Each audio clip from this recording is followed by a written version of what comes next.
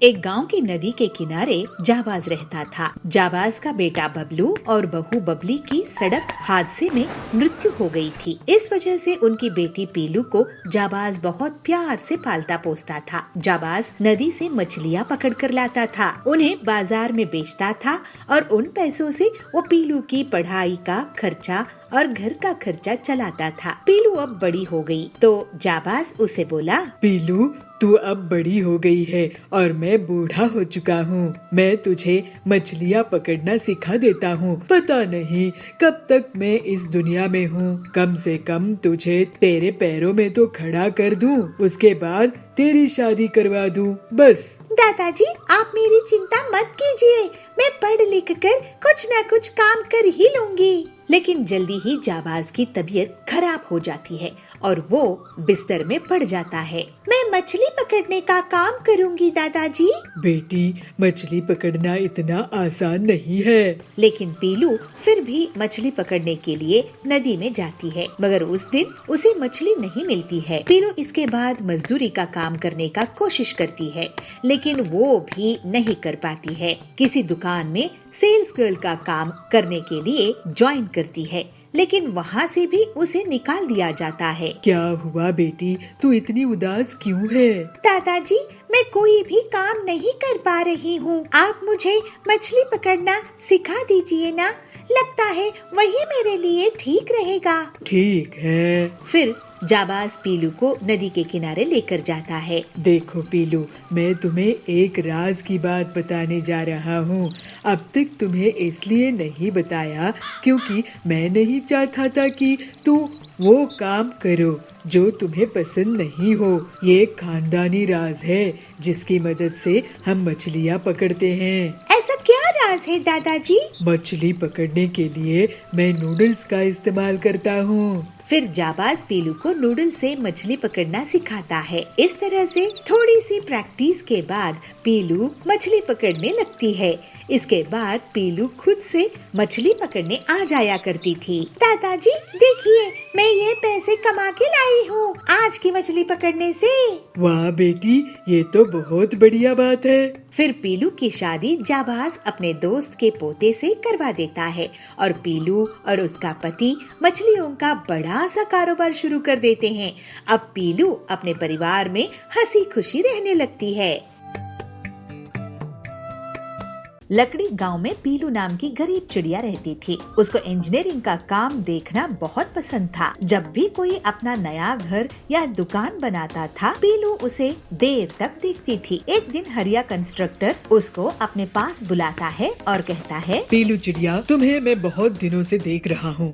तुम हमेशा कंस्ट्रक्शन की जगह पहुँच जाती हो, क्यों? तुम्हें मजदूरी का काम चाहिए? हरिया काका, मैं गरीब हूँ, लेकिन मैं यहाँ मजदूरी के लिए नहीं आई हूँ। मुझे भी ऐसे ही घर बनाना है। अब मैं देख देख कर घर बनाना सीख गई हूँ। तुम गरीब लोग थोड़ी सी चीज क्या जान लेते हो, अपने आप को पता नहीं क्या समझने लगते हो। पता है ना, कंस्ट्रक्शन के सामान जैसे ईंट, सीमेंट, लोहे के रॉड्स कितने महंगे आते हैं। अब जाओ यहाँ से और आगे से कंस्ट्रक्शन साइट में दिखना नहीं। नाराज नहीं होइए हरिया काका, मैंने आपसे ही ये सब सीखी हूँ।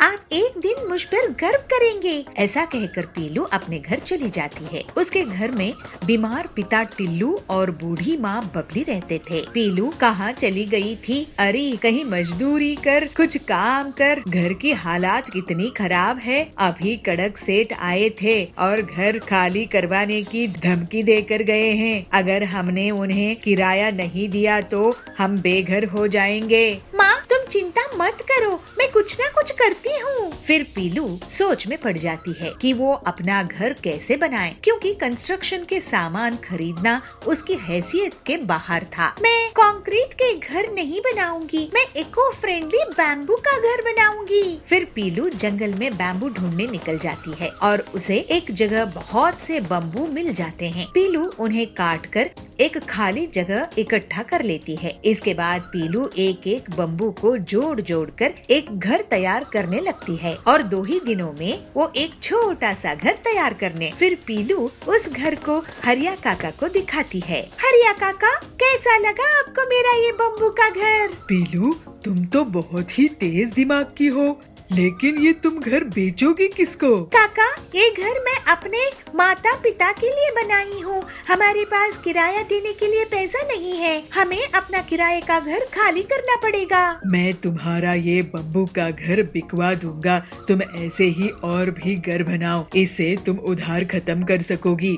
नहीं तो एक घर बनाकर उसी में रहने से तुम्हें कुछ पैसे नहीं मिलेंगे। तुम्हारी जब कमाई ही नहीं होगी तो तुम आगे जीवन में क्या करोगी? हाँ काका, आप सही कह रहे हैं। आपकी मदद के लिए शुक्रिया। अब मैं और भी बम्बू के घर बनाऊंगी। फिर हरिया एक एक करके पीलू के बम्बू के घर बिकवा देता है, जिससे पीलू को बहुत पैसे मिल जाते हैं और वो कड़क सेठ का किराया खत्म कर देती है और अपने लिए एक सुंदर सा बड़ा सा बम्बू हाउस बना लेती है। अब हरिया और पीलू बम्बू के घर का बिजनेस करने लगते हैं। ऐसे पीलू अपनी मेहनत के दम पर अपने परिवार के साथ खुशी खुशी रहने लगती है।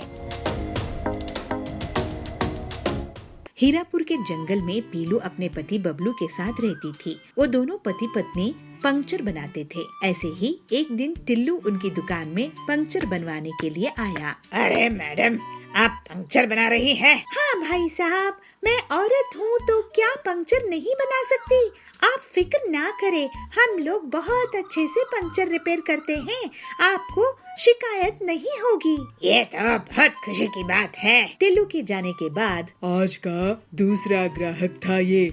इतनी मेहनत के बाद भी कमाई नहीं होती है। सुनिए जी, हमारा ज्यादा फायदा नहीं हो रहा है क्योंकि हम दिन में सिर्फ 20 पंक्चर ही ठीक कर पाते हैं। हम कम से कम 30 पंक्चर बनाने होंगे। अच्छा, तो मैं कोई जुगाड़ करता हूँ। उनकी दुकान से कुछ दूरी पर कालू की भी पंक्चर की दुकान थी। वो पीलू की बात सुनकर हिसाब लगाता है। पीलू चिड़िया, 30 नहीं, मैं तो 50 पंक्चर ठीक करूँगा अपनी दुकान में और तुम्हारी दुकान बंद करवा दूंगा। तो और 50 पंक्चर मेरे पास ठीक करवाने आएंगे, लेकिन उसके लिए मुझे एक चाल चलनी होगी। फिर कालू अपनी पत्नी सुंदरी को बहुत सारे कील देता है और अपनी दुकान से पहले खड़ा कर देता है। सुंदरी आने वाली गाड़ियों के नीचे कील फेंक देती थी, जिससे गाड़ियाँ पंक्चर हो जाती थी और फिर सुंदरी और कालू उनको अपनी दुकान में ले आते थे। इस तरह से वे लोग बहुत पैसे कमाने लगे। अरे, आपने देखा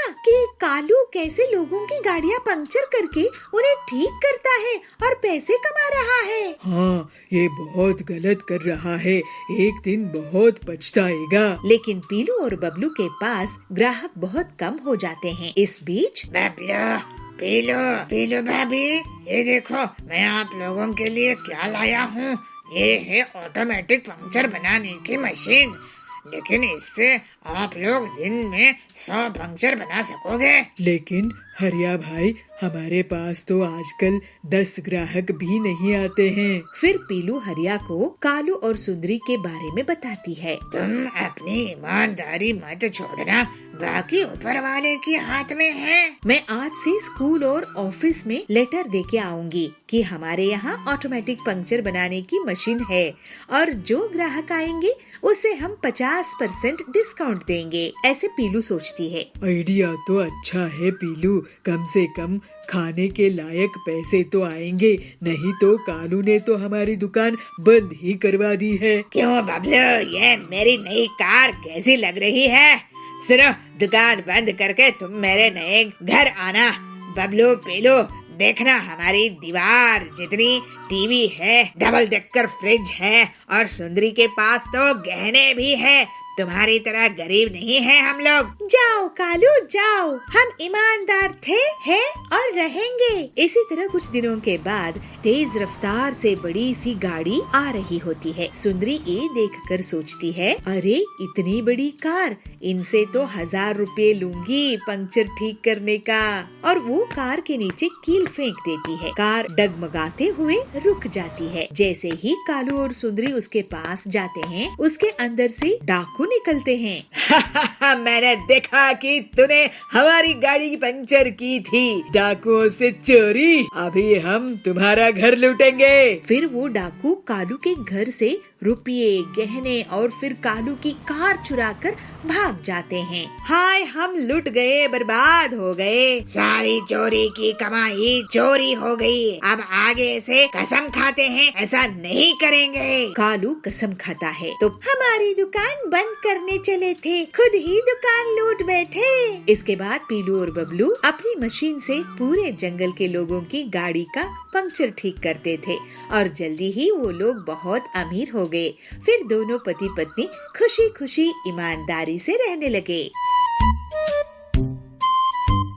एक गांव के जंगल में बंटी हड्डियों का डॉक्टर था। जो भी मरीज बंटी के पास जाता था, बंटी उन्हें महंगे महंगे टेस्ट लिख देता था और महंगी दवाइयाँ भी खाने के लिए देता था। इस तरह से वो गरीब को लूटता था। उसी गांव में टिल्लू चिड़ा रहता था। वो गोल मटोल था और काम की तलाश में यहाँ वहाँ भटक रहा था। टिल्लू कड़क के पास आता है और कहता है, कड़क सेठ जी, मुझे कुछ काम दे दीजिए। क्या काम आता है तुम्हें टिल्लू?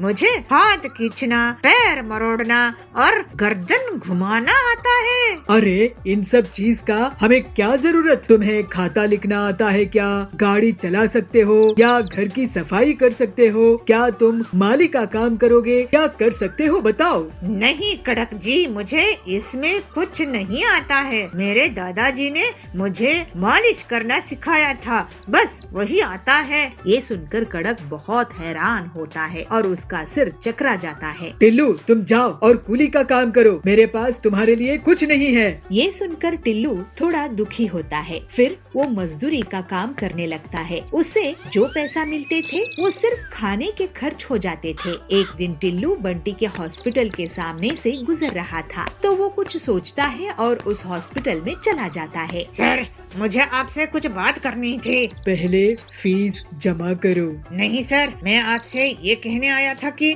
मुझे हड्डियों और जोड़ों की बहुत अच्छी जानकारी है। आप मुझे असिस्टेंट रख लो। क्यों रख लूं? तुमने कोई पढ़ाई वढ़ाई की है क्या? नहीं सर, मेरे दादाजी ने मुझे सिखाया थे। तुम भागो यहाँ से। ऐसे बंटी टिल्लू को भगा देता है। टिल्लू उस हॉस्पिटल के बाहर ही खड़ा रहता है कि तभी एक पहलवान वहाँ आता है। टिल्लू उससे उसका हालचाल पूछता है। क्या बताऊँ मैं, पिछले 5 महीनों से बंटी डॉक्टर के पास आ रहा हूँ। सब टेस्ट करवा लिए, हजारों रुपयों की दवाई भी खा ली, लेकिन ठीक नहीं हुआ। कहता है ऑपरेशन करना पड़ेगा, 5 लाख रुपए लगेंगे। मुझे 500 दे दो, मैं आपको ठीक कर दूंगा।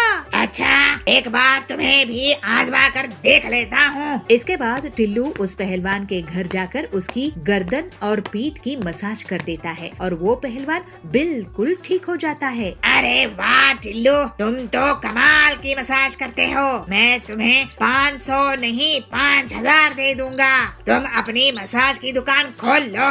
बहुत बहुत धन्यवाद पहलवान जी। फिर टिल्लू अपने घर में मसाज सेंटर खोल लेता है। बहुत से गरीब लोग उसके पास आते थे। कमर दर्द, गर्दन दर्द, सभी तरह के लोगों को वो सस्ते दाम में इलाज कर देता था। टिल्लू की सिर की चंपी बहुत फेमस हो गई। ये टिल्लू अनपढ़ गंवार आदमी मुझसे टक्कर ले रहा है, मेरी धंधा चौपट कर रहा है। मेरे पास अब कोई टेस्ट कराने नहीं आता, ना ही कोई मेरे दी हुई दवाइयाँ खरीद रहा है। इसने मुझे बहुत नुकसान पहुँचाया है, इसकी हड्डियाँ तोड़ दूंगा मैं। फिर एक रात बंटी टिल्लू के घर हथौड़ा लेकर जाता है और अंधेरे में उसे उस पर चलाता है, लेकिन वो हथौड़ा टूट जाता है और कमरे की लाइट ऑन होती है तो वो देखता है कि असल में पहलवान पर उसने हथौड़ा मार दिया था। अरे डॉक्टर साहब, आप, ये तुम्हारी हड्डियाँ तोड़ने आया था और मुझे मार बैठा, लेकिन मेरे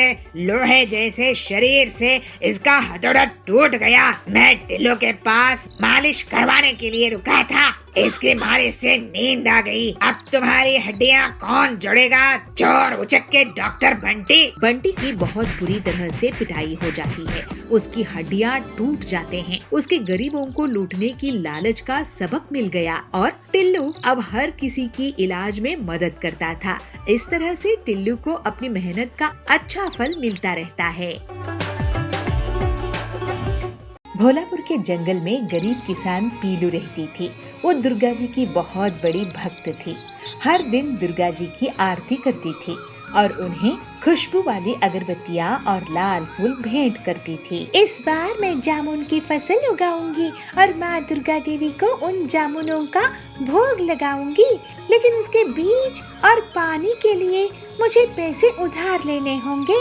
पीलू जाबाज के पास पैसे उधार लेने के लिए जाती है। जाबाज एक बहुत ताकतवर और बदमाश जमींदार था। पैसों के बदले में वो गरीब किसानों की जमीन अपने पास गिरवी रखता था और फिर उनकी जमीन को हड़प लेता था। जाबाज सेठ जी, आप बहुत से किसानों को उधार देते हैं। मुझे भी 1 लाख रुपए उधार चाहिए, बीज, खाद और पानी खरीदने के लिए। मैं आपके पैसे ब्याज समेत फसल बेचकर वापस कर दूंगी। तो जाबाज कहता है, तुम जैसी बहुत से गरीब लोग मेरे पास पैसे मांगने के लिए आते हैं। अपनी जमीन को मेरे पास गिरवी रख दो, उसके बाद ही मैं तुम्हें पैसे उधार दूंगा और अगर तुम पैसे वापस नहीं कर पाई तो मैं तुम्हारी जमीन ले लूंगा। मैं गरीब किसान हूँ। ये जमीन मेरी एकलौती संपत्ति है जिससे मैं अपना घर चलाती हूँ। मुझे विश्वास है कि दुर्गा जी की दया से मेरी खेती अच्छी होगी। मेरी जमीन मेरे पास ही रहेगी। मुझे कोई मतलब नहीं है कि तुम पर दुर्गा जी की कृपा है कि नहीं, मुझे सिर्फ पैसों से मतलब है, समझी? अब अपनी जमीन मुझे दो और पैसे ले लो। फिर पीलू उन पैसों से जामुन के बीज, खाद और पानी की इंतजाम करती है और खेत में दिन रात बहुत मेहनत करके फसल उगाती है। हे दुर्गा माँ, आपकी बहुत दया है। इस बार की फसल को आप आशीर्वाद दीजिए। इस बार अच्छी फसल होते ही मैं आपका प्रसाद गरीबों में बांट दूंगी। और देवी दुर्गा की कृपा से पीलू को जामुन की बहुत अच्छी फसल होती है। एक दिन जाबाज पीलू के खेत के पास पहुंचता है। पीलू के खेत के जामुन से बहुत अच्छी खुशबू आ रही है। इस छोटी सी चिड़िया ने बहुत अच्छी खेती की है। अब जमीन में कब्जा करने में मजा आएगा। थोड़ी देर बाद पीलू अपने खेत में आती है तो उसको जाबाज इंतजार करता रहता है। जाबाज जी, आप? हाँ, मैं अपनी रकम वसूलने के लिए निकला था। तुम्हारी फसल बहुत अच्छी आई है, अब पैसे लौटाओ। जाबाज जी, अभी तो फसल उगी है। मैं जल्दी ही इसको बेचकर आपके पैसे वापस करके आपका उधार लौटा दूंगी। मुझे ये सब से मतलब नहीं है। तू मुझे मेरे पैसे वापस कर, नहीं तो मैं अभी ये जमीन अपने कब्जे में कर लूँगा। ये तो गुंडागर्दी है। आप मेरी जमीन पर कब्जा करने के नियत से ही आए थे। देवी दुर्गा जी से डरिए। आप मुझ गरीब का सब कुछ लूट रहे हैं। पिद्दी चिड़िया, तू मजदूरी के लायक भी नहीं है। मैं उसके लायक छोड़ूंगा नहीं, तेरे हाथ पाँव तोड़ दूंगा। चल भाग यहाँ से, अब ये जामुन का खेत मेरा हुआ। जाबाज पीलू की जमीन कब्जा कर लेता है। शाम में पीलू अपने घर आती है और अपना दुख दुर्गा जी से कहती है। हे माँ, आपकी दया से इतनी अच्छी फसल हुई थी, लेकिन उस बदमाश जाबाज ने सब कुछ छीन लिया। माँ, मैं आपकी शरण में ही हूँ। मैं सोची थी कि आपकी अच्छे से पूजा करूँगी, आपका प्रसाद गरीबों में बांटूंगी, लेकिन अब नहीं कर पाऊंगी। आप मुझे शक्ति दीजिए कि मैं कोई और काम कर लूं। उसकी भावनाएं सुनकर उसके सामने दुर्गा जी प्रकट होती है। बेटी, तू दुखी मत हो, तू मेरी बहुत प्रिय भक्त है। तेरे साथ हुए अन्याय को मैं जानती हूँ। तुझे कोई दुख देगा तो मैं तेरी रक्षा करूँगी। उस बदमाश जाबाज को बाकी देने की सजा मिलेगी। मैं तुझे चमत्कारी जामुन का पौधा दे रही हूँ, तू इसे ले और अपने आंगन में लगा दे, फिर देखना। पीलू को दुर्गा जी समझा देती है। पीलू देवी की दया वाली चमत्कारी जामुन का पौधा आंगन में लगा देती है। थोड़ी ही देर में वो जामुन का पेड़ बन जाता है और उसमें से हीरे के जामुन उग आते हैं। दुर्गा माँ, आपकी शक्ति अपरंपार है।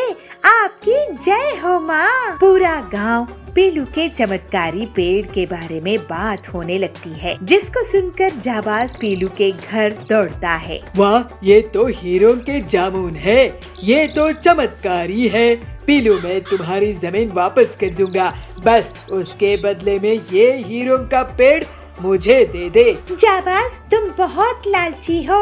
मेरी इतनी छोटी सी जमीन के बदले में तुझे इतना कीमती हीरों का पेड़ दे दूं? ये तो मेरे लिए घाटे का सौदा है। मुझे तो इस पेड़ के बदले तुम्हारी पूरी संपत्ति चाहिए। सौदा मंजूर है तो बताओ, नहीं तो भागो यहाँ से।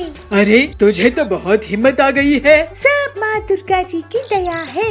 अब आप मुझे इस पेड़ के बदले अपनी पूरी संपत्ति दे दो। मैं इस मौके को नहीं छोड़ सकता। मुझे तो किसी भी हालत में ये हीरों के जामुन का चमत्कारी पेड़ चाहिए। इसके लिए मैं तुझे अपनी पूरी जमीन जायदाद दे रहा हूँ। मैं दुनिया का सबसे अमीर आदमी बन जाऊंगा इस पेड़ से। तो पीलू कहती है, ठीक है, तो फिर सौदा पक्का।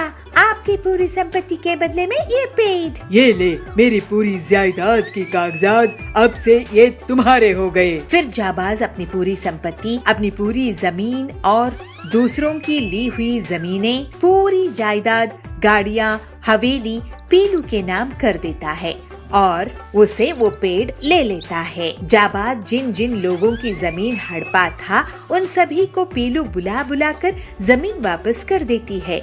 और फिर जैसे ही जाबाज चमत्कारी हीरों के जामुन को छूता है, वो मिट्टी में बदल जाते हैं। अरे, ये क्या हुआ? ऐसा कैसे हो सकता है? अभी तो ये हीरों के थे। तुझे तेरी लालच और गरीबों को सताने की सजा मिली है। जय माँ दुर्गा देवी। मैं तुझे नहीं छोड़ूंगा। तभी वहाँ दुर्गा जी प्रकट होती है और जाबाज की पिटाई कर देती है और फिर जाबाज जंगल ही छोड़कर भाग जाता है। बेटी, अब तू इसकी संपत्ति को अच्छे कामों में लगाना। अब से तू मालकिन है, तेरा कल्याण होगा। जय माता दी। और फिर पीलू अपनी भक्ति जारी रखती है और खुशी खुशी रहने लगती है। शहर के एक जंगल में पीलू अपने पति बबलू कबूतर के साथ रहा करती थी। वो अपने पति को लंच बॉक्स देकर उसे ऑफिस भेजती है। तभी उसे एक अपने मोटर वाहन से उतरती दिखती है। अरे बबली, तू? अरे पीलू, तू यहाँ कैसे?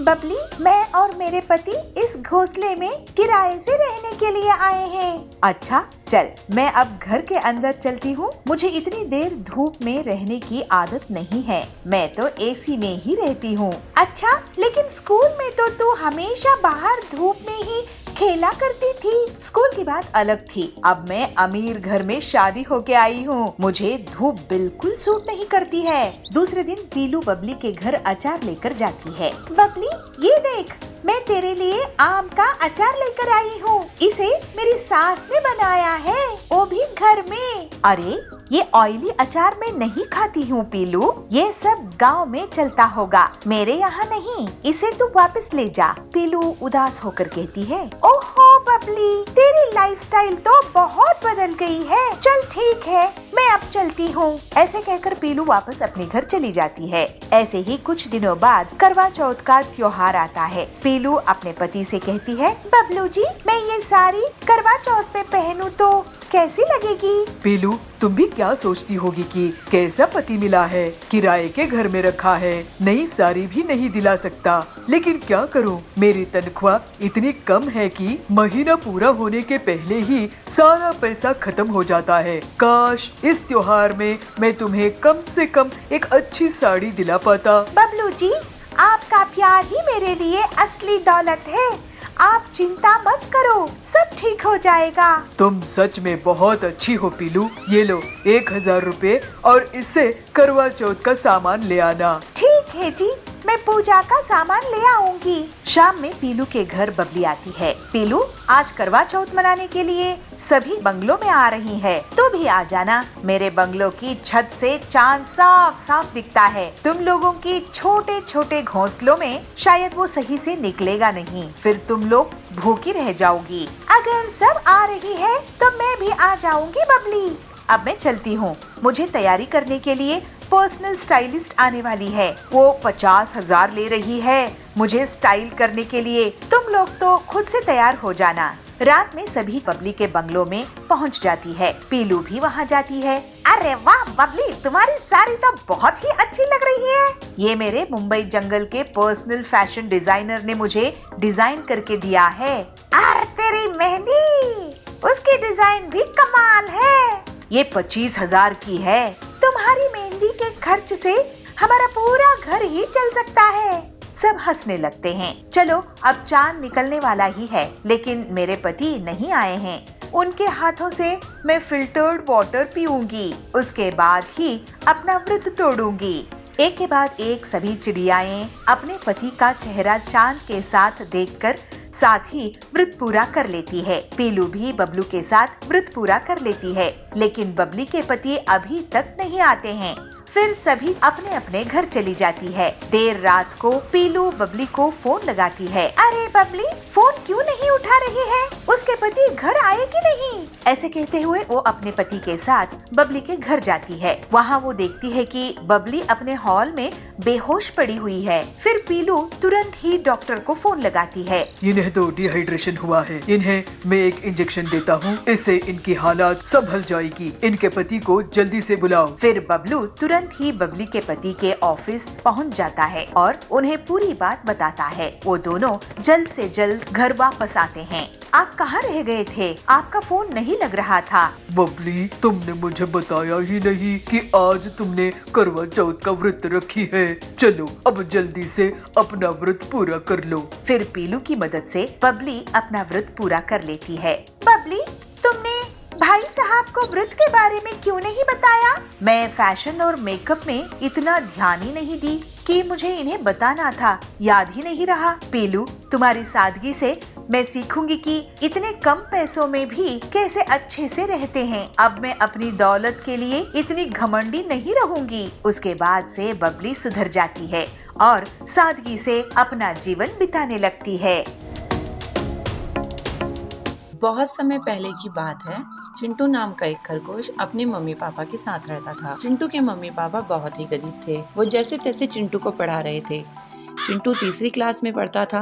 उसको पढ़ना तो बहुत अच्छा लगता था। साथ ही उसको रंग बिरंगी पेंसिल और रबड़ भी बहुत अच्छी लगती थी। वो जब भी किसी के पास नई पेंसिल या रबड़ देखता तो उसका मन वैसी ही चीज लेने का करता और वो अपनी मम्मी पापा से वैसे ही पेंसिल लेने की जिद करता। पापा पापा, मुझे एक नई पेंसिल लेकर दो ना। राहुल के पास आज मैंने एक हरे रंग की पेंसिल देखी, मुझे भी वैसी ही पेंसिल चाहिए, दिलवाओ ना पापा। बेटे, राहुल के पापा का अपना काम है, मैं तो एक छोटा सा क्लर्क हूँ। मैं तुझे रोहन की जैसी महंगी महंगी पेंसिल नहीं दिला सकता। तेरे पास जो है तुझे उसी से काम करना होगा। लेकिन पापा, मेरा बहुत मन है। बेटे चिंटू, समझा करो, पापा की सैलरी ज्यादा नहीं है। वैसे ही तुम्हारे स्कूल की फीस का समय आ गया है, हमें वो भी तो देनी है। चिंटू समझ जाता है और उसके बाद से कभी जिद नहीं करता। लेकिन उसके मन में अब भी कहीं ना कहीं इस ख्वाहिश थी कि उसको एक दिन रंग बिरंगी पेंसिल और रबड़ जरूर मिलेगी। ऐसे ही एक दिन जब वह स्कूल से घर आ रहा था तो रास्ते में उसे कुछ रंग बिरंगी पेंसिल और रबड़ पड़ी दिखाई दी। उन्हें देख चिंटू के चेहरे पर खुशी आ गई। अरे वाह, कितनी सुंदर पेंसिल और रबड़ हैं। ऐसा कहकर उसने सभी को उठा लिया। इनमें से तो बहुत अच्छी खुशबू आ रही है, पर ये किसकी है? चिंटू ने अपने आसपास देखा, वहाँ कोई भी नजर नहीं आ रहा था। इसलिए उसने वो पेंसिल और रबड़ अपने बैग में रख ली और उन्हें लेकर अपने घर आ गया और उनसे अपना होमवर्क करने लगा कि तभी चिंटू की मम्मी उसके पास आई और उसने जब चिंटू के हाथ में वो पेंसिल रबड़ देखी तो उससे पूछा, चिंटू, ये पेंसिल रबड़ तुम्हें कहाँ से मिले? किसके हैं ये? मैंने पहले तो तुम्हारे पास ये नहीं देखी। पता नहीं मम्मी किसके हैं, मुझे तो स्कूल से आते समय सड़क पर मिले। जब मैंने आसपास देखा तो वहाँ कोई नहीं था, इसलिए मैंने अपने साथ ले आया। तभी चिंटू के पापा भी आ जाते हैं और कहते हैं, नहीं बेटा, हमें ऐसे ही किसी की चीज नहीं लेनी चाहिए। क्या पता किसी से गिर गए हो। तुम कल स्कूल जाना और प्रिंसिपल को ये दे देना, जिसके भी होंगे वो इन्हें आकर ले जाएगा। चिंटू अगले दिन वो पेंसिल और रबड़ ले जाकर प्रिंसिपल को दे देता है। प्रिंसिपल असेंबली में एक अनाउंसमेंट करवाते हैं कि जिस किसी की भी 3 पेंसिल और 3 रबड़ कोई हो वो आकर ले जाए। वो पेंसिल और रबड़ मिंकू नाम के एक बंदर की थी, इसलिए वो उन्हें लेने प्रिंसिपल ऑफिस आता है। पर उसके मन में अब एक लालच जाग जाता है और वो प्रिंसिपल से कहता है, सर, वो पेंसिल और रबर मेरी हैं, पर मेरे तो 5 रबर और पेंसिल खोई थी, ये तो 3 ही हैं, बाकी की 2 कहाँ हैं? 5 पेंसिल और रबर, पर चिंटू ने तो मुझे 3 पेंसिल और 3 रबर दी। रुको मैं अभी उससे पूछता हूँ। प्रिंसिपल चिंटू को अपने पास बुलवाते हैं और उससे पूछते हैं, चिंटू बाकी की 2 पेंसिल और रबर कहाँ हैं? कौन सी 2 पेंसिल और रबर सर? मुझे तो जो मिला था मैंने आपको वो दे दिया। झूठ मत बोलो चिंटू, तुमने मेरी 2 पेंसिल और 2 रबर छुपा ली है ना? नहीं सर, मैंने ऐसा कुछ नहीं किया। तो क्या मिंकू झूठ बोल रहा है? मुझे नहीं पता सर, लेकिन मुझे तो 3 रबर और 3 पेंसिल ही मिली थी, और अगर मुझे चुराना या छुपाना होता तो मैं आने आपके पास लेकर क्यों आता? ये 3 रबर और पेंसिल भी अपने पास रख लेता ना सर। प्रिंसिपल सोच में पड़ जाते हैं और कहते हैं, मिंकू ये तुम्हारी पेंसिल और रबर नहीं है, ये किसी और की है, और क्योंकि अभी तक इन्हें लेने कोई नहीं आया, इसलिए मैं चिंटू की ईमानदारी से खुश होकर ये पेंसिल और रबर इसको दे रहा हूँ। तुम्हारी 5 पेंसिल रबर जब मिलेगी मैं तुम्हें दे दूंगा। प्रिंसिपल वो पेंसिल रबर चिंटू को दे देते हैं, उसको उसकी ईमानदारी का फल मिलता है और वहीं मिंकू को उसके लालच की सजा।